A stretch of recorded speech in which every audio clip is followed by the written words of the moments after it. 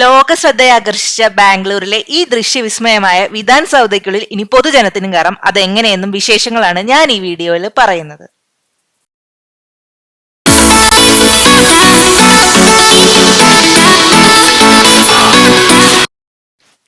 ബാംഗ്ലൂരിൽ വരുമ്പോൾ തീർച്ചയായിട്ടും കാണേണ്ട ഒരു സ്ഥലമാണിത്. Hi friends, travel with Anjali rocks ആണ്. ബാംഗ്ലൂരിൽ കുറച്ചു കാലമായിട്ട് താമസിക്കുന്ന ഞാൻ അടക്കമുള്ള ആളുകൾക്കും ടൂറിസ്റ്റ് ആയിട്ട് വരുന്നവരടക്കമുള്ള എല്ലാ പബ്ലിക്കിനും ഈ ഒരു ഭാഗത്ത് നിന്നുകൊണ്ട് മാത്രമേ ഈ വിധാൻ സൗദ എന്ന് വിളിക്കുന്ന നിയമസഭാ മന്ദിരം ബാംഗ്ലൂരിലെ കാണാൻ സാധിക്കായിരുന്നുള്ളൂ. കഴിഞ്ഞ വർഷത്തിൽ ചില പ്രത്യേക ദിവസങ്ങളിൽ ഇതിന്റെ ഉള്ളിലെ കോമ്പൗണ്ടിലോട്ട് പ്രവേശിക്കാൻ പെർമിഷൻ കൊടുത്തിരുന്നുവെങ്കിലും ഇതിന്റെ ഉള്ളിൽ കയറാനായിട്ട് അപ്പോഴും അനുമതി ഉണ്ടായിരുന്നില്ല. ഔദ്യോഗിക കാര്യത്തിനല്ലാതെ പബ്ലിക്കിന് അലൗഡ് അല്ലാത്ത ഈ സ്ഥലത്തും എന്തിന് നിയമസഭ കൂടുന്ന ഭാഗം വരെ കാണാനായിട്ട് ഒരു അവസരം വന്നിരിക്കുകയാണ്. അത് മുൻകൂട്ടി റിസർവ് ചെയ്യുകയാണെങ്കിൽ അതെങ്ങനെയെന്നും ഇവിടുത്തെ പ്രത്യേകതകളും ഇവിടെ വരുമ്പോൾ ശ്രദ്ധിക്കേണ്ട കാര്യങ്ങളൊക്കെയാണ് ഞാൻ ഈ വീഡിയോയിൽ പറയുന്നത്. വീഡിയോ മുഴുവൻ കാണുക. വീഡിയോ ഇഷ്ടപ്പെട്ട് സപ്പോർട്ട് ചെയ്യുക. ഇത്തരം വീഡിയോസ് ഇഷ്ടപ്പെടുന്ന ഫ്രണ്ട്സിന് ഷെയർ ചെയ്യുക. അപ്പോൾ ഫസ്റ്റ് ഞാൻ ഇതിന്റെ വിധാൻ സൗദ തൊട്ടപ്പുറത്തുള്ള ബിൽഡിംഗ് ആണ് വികാസ സൗദ. ഈ വികാസ സൗദയുടെ ഭാഗത്തേക്കൂടെയാണ് ഞാൻ വന്നത്. വികാസ സൗദയുടെ പ്രത്യേകത എന്ന് പറയുന്നത് ഇത് 2005 ഫെബ്രുവരിയിലാണ് ഉദ്ഘാടനം ചെയ്യുന്നത്. ഈ കാണുന്ന വികാസ സൗദ ചില മന്ത്രാലയങ്ങളും നിയമസഭാ ഓഫീസുകളും ഉൾക്കൊള്ളുന്ന ഒരു അനുബന്ധ കെട്ടിടമാണ്. വിധാൻ സൗദയുടെ ഒരു അനുബന്ധ കെട്ടിടം. വിധാൻ സൗദയാണ് പ്രധാനമായിട്ട് നിയമസഭയ്ക്ക് കൂടുന്ന പ്രധാന മന്ദിരം ഉള്ളത്. അപ്പൊ വികാസ സൗദയുടെ ഉള്ളിക്കൂടെ കയറി നമ്മളിതേ നേരെ വിധാൻ സൗദ കാണാൻ പോവാണ്. അപ്പൊ നമ്മൾ ഈ കാണാൻ പോകുന്ന വിധാന സൗദയുടെ നിർമ്മാണം അന്താരാഷ്ട്ര ശ്രദ്ധയെ ആകർഷിച്ച ഒരു സംഭവം കേട്ടോ. ഇന്ത്യയിലെ പാർലമെന്റിനെയും മറ്റ് നിയമസഭാ മന്ദിരങ്ങളെയും വെല്ലുന്ന നിർമ്മിതിയാണ് ഈ വിധാൻ സൗദ എന്ന് പറയുന്നത്. ഒരുപാട് ചുമർ ചിത്രങ്ങളും വ്യത്യസ്തങ്ങളായ തൂണുകളും ഒരു കൊട്ടാരത്തിന്റെ എക്സ്റ്റീരിയർ ആൻഡ് ഇന്റീരിയർ ഡിസൈൻ ആണ് ഈ കെട്ടിടത്തിലുള്ളത്. അപ്പോൾ ഒരു ദൃശ്യവിസ്മയം തന്നെയാണ്, ഒരു കൊട്ടാരം തന്നെ എന്ന് പറയാം. ഇതിന്റെ ഉദ്ഘാടന സമയത്ത് UN general secretary, European artist, Irani രാജ്ഞി, യുഗോസ്ലാവിയ പ്രസിഡന്റ് ഒക്കെ വന്നിരുന്നു എന്നാണ് പറയുന്നത്. അത്രയും ശ്രദ്ധയെ ആകർഷിച്ചിരുന്നു. 2025 കർണാടക സർക്കാർ ഇവിടുത്തെ പൊതുപ്രവേശന നയം പരിഷ്കരിച്ചത്. പണ്ട് ഇത് പബ്ലിക്കിന് തീരെ അലൗഡ് അല്ലായിരുന്നു. ഘടനാപരമായ ഗൈഡ് ടൂറുകളൊക്കെ കൊണ്ടുവന്ന് ചില പ്രത്യേക ഭാഗങ്ങളിലോട്ട് പ്രവേശനം അനുവദിച്ചത് ഈ കഴിഞ്ഞ കൊല്ലം ഒരു അവസാനമൊക്കെ ആയപ്പോഴാണ്. ആ ഒരു പാക്കേജിലാണ് ഞാനും ഇവിടേക്ക് വന്നത്. എന്നാൽ ഇവിടെ ഞാൻ പോയ നിയമസഭ കൂടുന്ന ഒരു കോൺഫറൻഷ്യൽ സ്ഥലങ്ങളൊക്കെ ഉണ്ട്. അവിടെ ഞാൻ ഫോട്ടോ വീഡിയോ എടുത്തിട്ടില്ല. അല്ലാത്ത ഭാഗങ്ങളുടെ ഫോട്ടോ വീഡിയോ ആണ് ഇതിൽ ആഡ് ചെയ്തിരിക്കുന്നത്. പണ്ട് പ്രവേശനമൊക്കെ ഓഗസ്റ്റ് 15 ആ സമയത്തൊക്കെ കുറച്ച് ദിവസം പ്രവേശനം കൊടുത്തിരുന്നു. പക്ഷേ ഈ പുറത്തേക്കൂടെ മാത്രം നമുക്ക് പോകാൻ പറ്റുള്ളായിരുന്നു. ഇതിന്റെ ഉള്ളിൽ കയറാൻ പറ്റില്ല. പക്ഷേ ഉള്ളിൽ കയറാനുള്ള ഒരു അനുമതി കിട്ടിയിട്ടുണ്ട്. അതെങ്ങനെയെന്നാണ് ഞാൻ എൻ്റെ ഈ വീഡിയോയിൽ പറയുന്നത്. ഒരു കല്ലിൽ തീർത്ത കാവ്യം തന്നെ പറയും. ഇവിടെ ഒരുപാട് ഇതുപോലെ ചുമർ ചിത്രങ്ങൾ കാണാം. അതായത് ചുമരുകളിൽ ഫലപുഷ്പ, താമര എന്നാണ് പറയുക. താമരേനെ ഫലപുഷ്പ എന്നാണ് വിളിക്കുന്നത്. പിന്നെ ഹുബള്ളി എന്ന് പറഞ്ഞ പുഷ്പ പാറ്റേണുകളൊക്കെ ഇവിടെ കാണാം. പിന്നെ ചുമർ ചിത്രങ്ങൾ കണ്ടില്ലേ, ഇതൊക്കെ ഹംപി ബദാമിയിലുള്ള ക്ഷേത്രങ്ങളുടെ ചുമർ ചിത്രങ്ങളാണ്. എൻ്റെ മുന്നത്തെ വീഡിയോയിലുണ്ട് അത്തരം ക്ഷേത്രങ്ങളുടെ വിശേഷങ്ങൾ. കർണാടകയിൽ വരുമ്പോൾ തീർച്ചയായിട്ടും സന്ദർശിക്കേണ്ട സ്ഥലങ്ങളാണ്. കാണാത്തവർ കാണാം. പിന്നെ ഈ ഒരു ഘടന ചുമർ ചിത്രങ്ങളുടെ ഘടനയൊക്കെ അന്ന് ചെയ്തത് ആർട്ടിസ്റ്റായ AP റാവു ആയിരുന്നു. പിന്നെ ബ്രിട്ടീഷ് ഭരണാന്തരം അവർ നിർമ്മിച്ച കെട്ടിടങ്ങളെക്കാൾ വെല്ലുന്നതാണ് ഇവിടുത്തെ നിയമസഭാ മന്ദിരം എന്ന് അന്നത്തെ മുഖ്യമന്ത്രിയായ ഹനുമന്തയ്യക്ക് നിർബന്ധം ഉണ്ടായിരുന്നു. അങ്ങനെയാണ് ഈ കെട്ടിടം വന്നത്. പിന്നെ ഈ തൂണുകളുണ്ട്. നവദ്രാവിഡ ശൈലിയിലാണ് ഈ തൂണുകൾ. ദ്രാവിഡ വാസ്തുവിദ്യയുടെ ഉദാഹരണമാണിത്.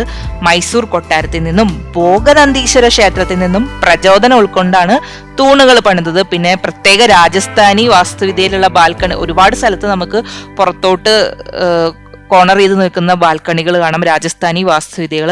അതുകൊണ്ടാണ് ഈ സ്ഥലത്തെ ജനങ്ങളുടെ കൊട്ടാരം എന്ന് വിളിക്കുന്നത് കേട്ടോ.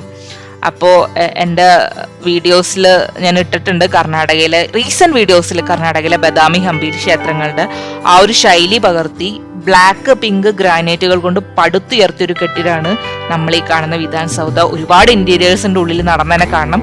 ഒരുപാട് സ്ഥലത്ത് ഫോട്ടോ വീഡിയോ ഒന്നും എടുക്കാൻ പറ്റിയില്ല. പക്ഷെ അത് നിങ്ങൾ പോയി തന്നെ ആസ്വദിക്കുക. പിന്നെ ജനാലകൾക്കും വാതിലുകൾക്കും മൈസൂർ തേക്ക് തടി ഉപയോഗിച്ചു. പിന്നെ ക്യാബിനറ്റ് റൂം പ്രധാന വാതിലുകൾക്കായി ചന്ദനം ഉപയോഗിച്ചു എന്ന് പറയുന്നു. പിന്നെ നമ്മളിത് ഈ കാണുന്ന പ്രധാന ഭാഗത്ത് എൻ്റെ ഫസ്റ്റ് ക്ലിപ്പിലുണ്ട്. ആ വീഡിയോന്റെ ഏറ്റവും മുകളിൽ അവിടെ എഴുതിയിട്ടുണ്ട് മെയിൻ എൻട്രൻസിൽ തന്നെ government work is God's work എന്ന് അതിന്റെ കന്നഡയും ആലേഖനം ചെയ്തിട്ടുണ്ട്. ജനങ്ങളെയാണ് ഗവൺമെന്റ് സേവിക്കേണ്ടത് എന്നാണ് അതിന്റെ അർത്ഥം വരുന്നത്. ഒരുപാട് ഇങ്ങനെ ഓരോ ഫ്ലോറും കയറും തോറും നമുക്ക് ഒരുപാട് കൊത്തുപണികളും ഇതുപോലെ ഓരോ ബാൽക്കണികളും ഒക്കെ നമുക്ക് കാണാൻ സാധിക്കും. പിന്നെ ഈ ഒരു ഭാഗം നമ്മൾ ഓരോ ഫ്ലോറും നടക്കുമ്പോൾ നമുക്ക് മറ്റ് സർക്കാർ ഓഫീസുകൾ, ലൈബ്രറി, വിരുന്ന് ഹാളൊക്കെ ഉണ്ട് ഇവിടെ. അതൊക്കെ നമുക്ക് കാണാൻ സാധിക്കും. അതിൻ്റെ പ്രധാന ഉള്ളിലോട്ട് കയറാൻ പറ്റില്ലെങ്കിലും അതിൻ്റെ പുറത്തുനിന്ന് നമുക്ക് അതിൻ്റെ ആ ഒരു ഭാഗങ്ങളൊക്കെ നമുക്ക് ഇവിടെ നടക്കും തോറും ഓരോ ഫ്ലോർ നടക്കുമ്പോഴും കാണാം. ഈ കാണുന്ന ഓപ്പോസിറ്റ് കാണുന്ന ആ ഒരു സ്റ്റെപ്പ് കണ്ടില്ലേ, അവിടെയാണ് നിയമസഭ കൂടുന്ന ഒരു ഭാഗം ഉള്ളത്. അവിടെ ഫോട്ടോ വീഡിയോ അലൗഡ് അല്ല. ബാക്കി എല്ലാ സ്ഥലങ്ങളുടെ ക്ലിപ്പുകളും ഞാൻ ഇതിൽ ഉൾക്കൊള്ളിച്ചിട്ടുണ്ട്. അപ്പോൾ നിങ്ങൾ തീർച്ചയായിട്ടും ബുക്ക് ചെയ്യുക. അതെങ്ങനെ ബുക്ക് ചെയ്യണമെന്ന് ഞാൻ വീഡിയോൻ്റെ ലാസ്റ്റ് പറയുന്നതാണ്. പണ്ട് കർണാടക ഹൈക്കോടതി മൈസൂരായിരുന്നു കർണാടകയുടെ ഒരു തലസ്ഥാനം. പിന്നീടാണ് ബ്രിട്ടീഷ് ഭരണാന്തരം കഴിഞ്ഞ് സ്വാതന്ത്ര്യത്തിനൊക്കെ ശേഷം ബാംഗ്ലൂരിലോട്ട് പിന്നീടാണ് ഹൈക്കോടതി വന്നത്. പിന്നെ പണ്ട് ഈ ഒരു നിയമസഭ കൂടിയിരുന്നത് ഇതിന്റെ ജസ്റ്റ് ഓപ്പോസിറ്റ് കബം പാർക്കിൽ ഒരു ബ്രിട്ടീഷ് കെട്ടിടം ഉണ്ടായിരുന്നു, അവിടെയായിരുന്നു. പിന്നീട് സ്വാതന്ത്ര്യത്തിന് ശേഷമാണ് ഈ ഒരു കെട്ടിടം പണിതത്. കണ്ടോ, ഇതാണ് അതിന്റെ ഒരു ബാൽക്കണി ഭാഗങ്ങള്. ആ ബസ്സൊക്കെ പോകണില്ല, ആ ഭാഗത്ത് നിന്ന് നമുക്ക് ഈ ഒരു ഭാഗം കാണാൻ സാധിക്കുമായിരുന്നുള്ളൂ. പക്ഷെ ഇതേ ഇപ്പം ഇതിൻ്റെ ഉള്ളിൽ കയറി, കോമ്പൗണ്ടിൻ്റെ ഉള്ളിൽ കയറി നല്ല സ്വസ്ഥമായി, വലിയ ആൾക്കൂട്ടൊന്നും ഇല്ലാണ്ട് നമുക്ക് സ്വസ്ഥമായിട്ട് കയറി കാണാൻ പറ്റും. പിന്നെ ഗൈഡും നമുക്ക് എല്ലാ ഡീറ്റെയിൽസും പറഞ്ഞു തരും.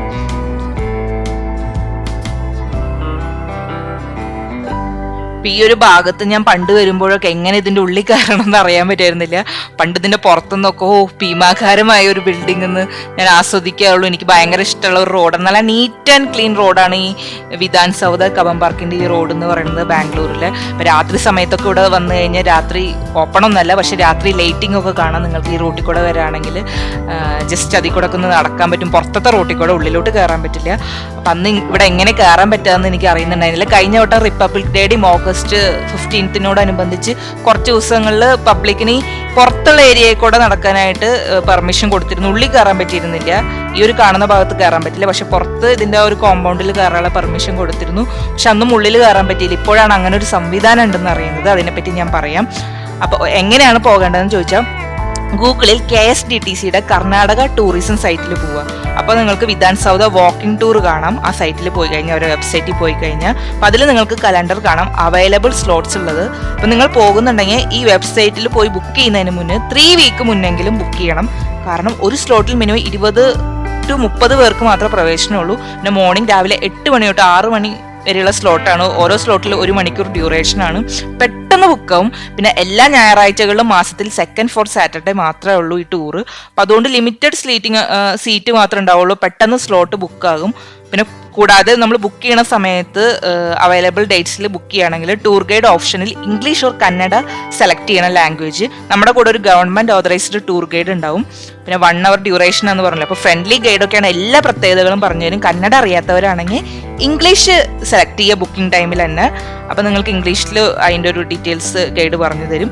അപ്പോൾ ഒരു ബസ് സീറ്റ് ബുക്ക് ചെയ്യുന്ന പോലെയാണ് കേട്ടോ ബുക്കിങ്ങിൽ കാണിക്കുക. പക്ഷേ നിങ്ങൾ നിങ്ങളുടെ സ്വന്തം വെഹിക്കിളായിട്ട് വരണം. അപ്പം ഞാൻ ആദ്യം കാണിച്ച വികാസ് സൗദയുടെ ബിൽഡിംഗ് ഗേറ്റ് നമ്പർ 3 ആ ഭാഗത്താണ് വരേണ്ടത്. അപ്പോൾ വാഹനമായിട്ട് വരുന്നുണ്ടെങ്കിൽ വികാസ് സൗദ ഗേറ്റ് നമ്പർ 3ക്ക് ഒരു 50-100 മീറ്റർ പുറകിലായിട്ട് ഒരു പാർക്കിംഗ് കോംപ്ലക്സ് ഉണ്ട്. അവിടെ പാർക്ക് ചെയ്തിട്ട് അവിടെ നിന്ന് നടന്ന് ആ വികാസ് സൗദയുടെ ഗേറ്റ് നമ്പർ 3 എത്തേണ്ടതാണ്. അല്ലെങ്കിൽ അവിടെ പാർക്കിംഗ് കിട്ടില്ലെങ്കിൽ അതിനും പുറകിൽ 300-500 മീറ്റർ അപ്പുറത്ത് കബൻ പാർക്കിൽ വാഹനങ്ങൾ പാർക്ക് ചെയ്യാം. പിന്നെ ഒരു സ്ലോട്ടിന് ഒരു 15 മിനിറ്റ് മുന്നെങ്കിൽ എത്താൻ നോക്കുക. പിന്നെ വികാസ് സൗദയുടെ ഗേറ്റ് 3യുടെ മുന്നിലാണ് എത്തേണ്ടതെന്ന് പറഞ്ഞല്ലോ. ആധാർ കാർഡ് ഒറിജിനൽ പിടിക്കേണ്ടതാണ്. പിന്നെ ബാക്ക് പാക്കും വാല്യുബിൾ സാധനങ്ങളൊക്കെ ഉണ്ടെങ്കിൽ സ്വന്തം വാഹനത്തിൽ തന്നെ വെക്കുക. കാരണം അതൊന്നും ഇവിടെ അലൗഡ് അല്ല. ഈ വാഹനം ഇല്ലെങ്കിൽ വാല്യുബിൾസ് ആയിട്ടൊന്നും കൊണ്ടുവരാണ്ടിരിക്കുക. ചെറിയൊരു പേഴ്സ് മാത്രം പിടിക്കുക. ചെറിയൊരു പേഴ്സ്, ഫോണ്, വെള്ളം മാത്രം ഉള്ളിലോട്ട് അവർ കടത്തി വിടുള്ളൂ. പിന്നെ ബാഗൊക്കെ ഉണ്ടെങ്കിൽ ചെറിയൊരു ഹാൻഡ് ബാഗ് പോലും, ലേഡീസ് ഹാൻഡ് ബാഗ് പോലും അലൗഡ് അല്ല. അത് പുറത്തുള്ള ഷെൽഫിൽ വെക്കാൻ പറയും. അപ്പോൾ വാല്യുബിൾസ് ഒക്കെ ഉണ്ടെങ്കിൽ നിങ്ങൾക്ക് ബുദ്ധിമുട്ടാവും. സ്വന്തം വെഹിക്കിളിൽ തന്നെ വെക്കുക. പിന്നെ അതൊക്കെ അത്തരം കാര്യങ്ങളൊക്കെയാണ് ഇവിടെ വരുമ്പോഴായിട്ട് നമ്മൾ ശ്രദ്ധിക്കേണ്ട കാര്യങ്ങൾ. അപ്പോൾ ഒരുപാട് ഇത്തരം ഹിഡൻ ആയിട്ടുള്ള സ്ഥലങ്ങളുണ്ട് ബാംഗ്ലൂർ വരുമ്പോൾ. ബാംഗ്ലൂരിലത്തെ ഒരുപാട് സ്ഥലങ്ങളുടെ വീഡിയോ ഞാൻ മുന്നിട്ടിരുന്നു, ബാംഗ്ലൂർ ഹിഡൻ ആയിട്ടുള്ള സ്ഥലങ്ങളുടെ. അത്തരം വീഡിയോസൊക്കെ എൻ്റെ ചാനലിലുണ്ട്, കാണാം. പിന്നെ ഇതുപോലെയുള്ള ബാംഗ്ലൂരല്ലാത്ത ഒരുപാട് സ്ഥലങ്ങളുടെ വീഡിയോസായിട്ട് ഞാൻ വരുന്നതായിരിക്കും. വീഡിയോ ഇഷ്ടപ്പെട്ട സപ്പോർട്ട് ചെയ്യുക. വീഡിയോ കണ്ട എല്ലാവർക്കും നന്ദി. എല്ലാവർക്കും ശുഭദിനം. എല്ലാവരും സുഖമായിട്ടിരിക്കുന്നു എന്ന് കരുതുന്നു. ഇതാണ് പ്രധാന entrance. Government work is God's work എന്ന് അവിടെ എഴുതി വെച്ചിട്ടുണ്ട്. അപ്പോൾ ഞാൻ അടുത്ത വീഡിയോ ആയിട്ട് വരുന്നതായിരിക്കും. എല്ലാവർക്കും താങ്ക് യു. ഇതാണ് അതിൻ്റെ തൊട്ടടുത്തുള്ള മെട്രോ ആക്സസ് ആണ് ഉള്ളത്. അപ്പോൾ മെട്രോയിൽ വരാം. ഇതാണ് ഗേറ്റ് നമ്പർ 3. ഇവിടെ നിന്നാണ് സ്റ്റാർട്ടിംഗ് പോയിന്റ് ഉള്ളത്. മെട്രോ അല്ലെങ്കിൽ ഉബർ, ക്യാബ് ഒക്കെ സൗകര്യങ്ങളുണ്ട്. ഇതിന്റെ തൊട്ടടുത്ത് തന്നെ മെട്രോ സ്റ്റേഷൻ കാണിച്ചല്ലോ. എല്ലാവർക്കും നന്ദി. Thank you.